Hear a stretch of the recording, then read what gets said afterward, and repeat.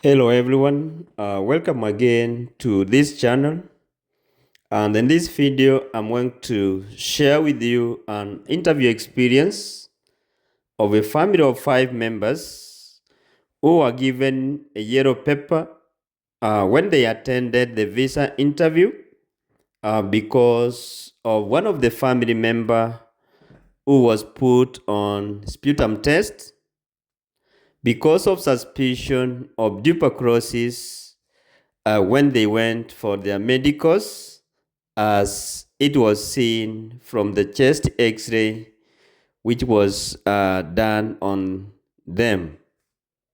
So guys, if you are watching us for the first time and you have not subscribed to this channel, it is always our humble request that you consider subscribing to this channel, and that's the only way you can support this channel. Thank you and may God bless you. So let's continue to what we are going to discuss. But as we speak, 4 of the 5 family members have received their visas because their medical records was cleared and it was sent to the embassy. So guys, it's like if a derivative is put on sputum test, he or she cannot affect other family members from receiving their visas. And this is what we can conclude from this interview. As it was shared by this family, I want to present it the way it was, and it goes like this. This is a journey that prevails with hope and a lot of faith. My story is here. It started on 7th of November 2023. I had done my application on 30th October 2023 with EBM scholars with a high hope and full of faith that I'm going to win this time round. But since a family, you have 2 chances, I told my husband not to let the chance go, but just to apply. He did in the last day on the cyber since we were at home. We were just taking the photos using the phone and sending to the cyber guy to do the editing and the application. My husband and the cyber guy completed the application and the confirmation number was given. Came 4th May 2024 at 8:15 p.m., I received a call from my firstborn daughter crying and wondered what had really happened to the dad, because she was mentioning the dad when crying. I told her to hold on because I was on my way going home. So I tried to digest through the phone, but I could not be able to get the confirmation. So when I reached home, I confirmed that the father had already received a first appointment letter. We praised God together, we thanked God, and we settled. Then I remembered to check mine, but I was not successive. God wanted me to learn that He makes everything perfect at His own time. The journey started from there up to now. The children had no passport. God intervened, we got them in a week time. Never gave out anything except the normal charges that is always paid for. Glory be unto our God. My son was in a boarding school. In Form 4, it was a challenge getting him out to get identification document, then process a police clearance. But God did, and we got an identification documents only within 1 month, and the police clearance within 2 days. I applied on Tuesday, and by Thursday, it was out, not using any coin to anyone, but only God, who is Alpha and Omega. We received our second notification letter on the 16th of October 2024. Interview date was on the 3rd of December 2024. We went for our medicals on the 25th November 2024. Since we were waiting for our son, who was in Form 4, to finish his exams so that we can go together, we were given an appointment of 11 a.m., but we arrived earlier and we were told not to sit near the gate, but to move around until 10:50 a.m. So we did the way we were told.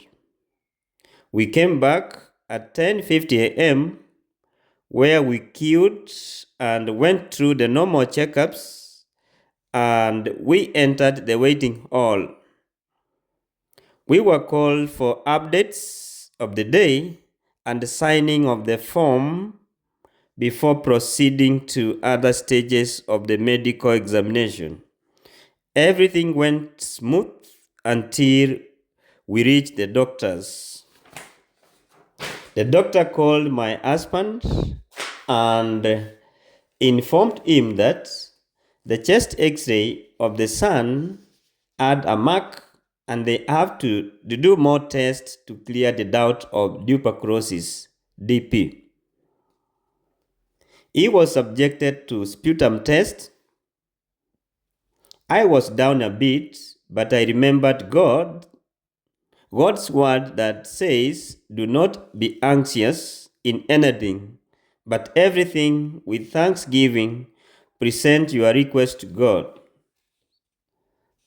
I started thanking God for exempting us, all the 5 people, but only one in the sputum test.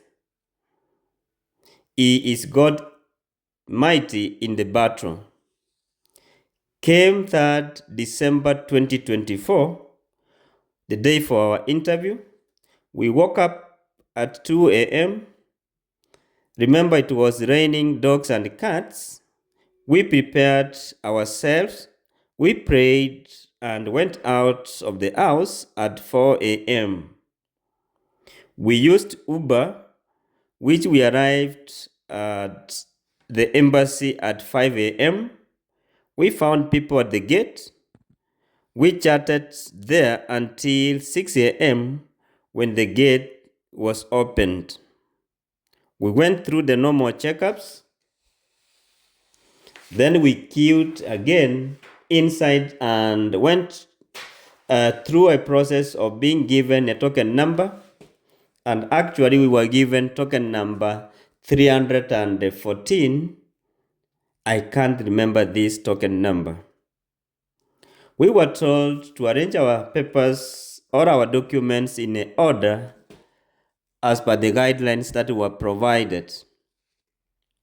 We were called to counter number 8,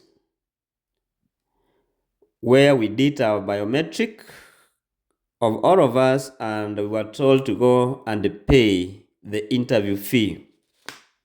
We had changed the money into dollars, so my husband remained behind to pay, and we went outside to wait to be called again.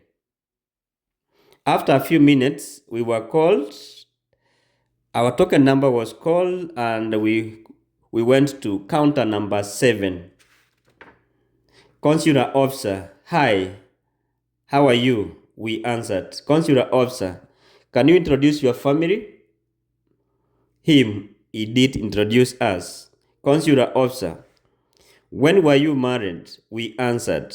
Consular officer, "Why is it different from the one on your marriage certificate?" We were married under customary law before. which is allowed in Kenya, but according to American laws, we had to do a civil wedding to formalize our marriage. Consular officer, why did you change the dates of birth of your daughter from 30th to 29th? As we changed to correct the dates that is on the birth certificate. Consular officer, can your children come forward? Raise your hands and you swear they did. You are young, but I'm going to ask you some questions. Are you married? Them, they said no. Do you have children? They said no.